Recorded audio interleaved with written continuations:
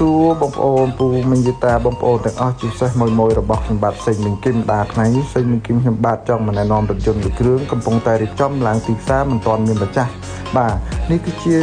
VCOX 330ឆ្នាំ06ពង1ពាក់កណ្ដាលគូលក្នុងប្រភេទសកម្មៃបងប្អូនណាបាទគឺពិតភាគឡានដែលមើលទៅក្នុងវីដេអូនេះគឺថាប្លុកម៉ាស៊ីនមិនថាចង្គៀងបាទក្លុកកលៀតកន្លែងណាក៏ដោយក៏ឃើញថាបាទចឹងសម្រាប់បងប្អូនដែលចង់បានឡានស្អាតបងប្អូនអាចយកមកគ្រឿងនេះទៅប្រើប្រាស់បានបាទមិនថាបងយកទៅប្រើប្រាស់ជាលក្ខណៈគ្រួសារប្រកបជាកម្មអីផ្សេងបងអាចមកមើលមកគ្រឿងនេះបានធានាថាមកមិនខកបំណងទេបាទចឹងមិនថាបងប្អូនចង់បានឡានបែបណាទេអញ្ចឹងបងប្អូនអាចចង់បានអាចតាក់ទងមកខ្ញុំបាទខ្ញុំសេងមីងគឹមបានបាទនៅតាមសារយៈ page ឬក៏តាម Facebook ឬតាម Telegram ទៅទៀតខ្ញុំដាក់នៅខាងហ្នឹងបាទលើហ្នឹង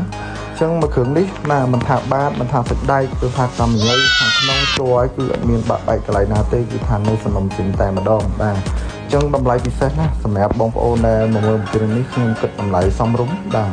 គុណភាពគឺថាខ្ញុំធានាជូនបាទគុណភាពថាមិនឲ្យបងប្អូនខកបំណងបាទអស់ទំនុកចិត្តលើខ្ញុំបាទទេខ្ញុំធានាជូនបាទ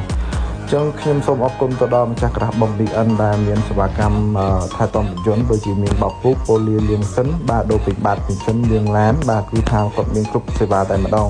គឺគាត់លាងស្អាតបាទរៀបចំឡានឲ្យខ្ញុំគឺខ្ញុំពេញចិត្តភ្ញៀវដែលខ្ញុំមកមើលគឺថាមិនតែទោះទេបងប្អូនបាទអញ្ចឹង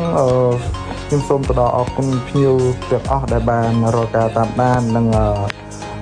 ជួយទិញបាទនិងគ្រប់គ្រងទៅដល់ខ្ញុំបាទមកដល់ខ្ញុំបាទបាទអញ្ចឹងខ្ញុំសូមអរគុណលើកព្រាមដៃ10ទៅដល់ភ្ញៀវទាំងអស់ដែលបានជួយជាក់និងមានទំនុកចិត្តកន្លងមកបាទរកការទិញឡានបាទ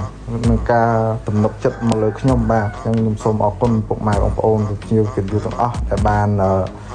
ជួយទិញនិងគ្រប់គ្រងដោយមានទំនុកចិត្តលើខ្ញុំកន្លងមកបាទអញ្ចឹងខ្ញុំសូមអរគុណទៅដល់ភ្ញៀវទាំងអស់ដែលបានជួយគ្រប់គ្រងបាទអញ្ចឹងបន្តថាអ្វីក៏ដោយទិញឡានលោកឡានគឺផ្ដោតទៅលើទំនុកចិត្តបាទភាពស្មោះត្រង់បាទឡានយ៉ាងម៉េចប្រាប់ភិនភាកមិនដែរឲ្យខុសទេបាទអញ្ចឹងសម្រាប់បងប្អូនដែលចង់បានឡានយកទៅប្រើប្រាស់មិនថាយកបានឡានយកទៅប្រកបជាកម្មអីផ្សេងបងអាចមកមើលមួយគ្រឿងនេះបានគឺថាក្លុកកលៀតក្នុងជ័យគឺនៅស្អាតទាំងអស់បងប្អូនណាបាទហើយសម្រាប់បងប្អូនដែលគាត់ចង់មានឡានចាស់មកវាយដូរយកឡានថ្មីបងប្អូនបាទអញ្ចឹងខាងខ្ញុំក៏មានសេវាកម្មមកវាយដូរបាទទិញជាលុយសុទ្ធដែរបងប្អូនណាបាទហើយសម្រាប់ទំនុកចិត្តហើយនឹងគុណភាពខ្ញុំធានាជូនបងប្អូនបាទអញ្ចឹងខ្ញុំមានតែប៉ុណ្្នឹងទេបងប្អូនបាទអញ្ចឹងសម្រាប់មកគ្រឿងនេះបងប្អូនមកមុនគឺបានមុនបាទមកគ្រឿងនេះគឺមិននៅយូរទៀតទេអញ្ចឹងសូមអរគុណសូមគោរពលាមួយទាំងអស់បាទដែលបានគ្រប់គ្រងនៅហាងសេមីគឹមយើងខ្ញុំបាទសូមអរគុណ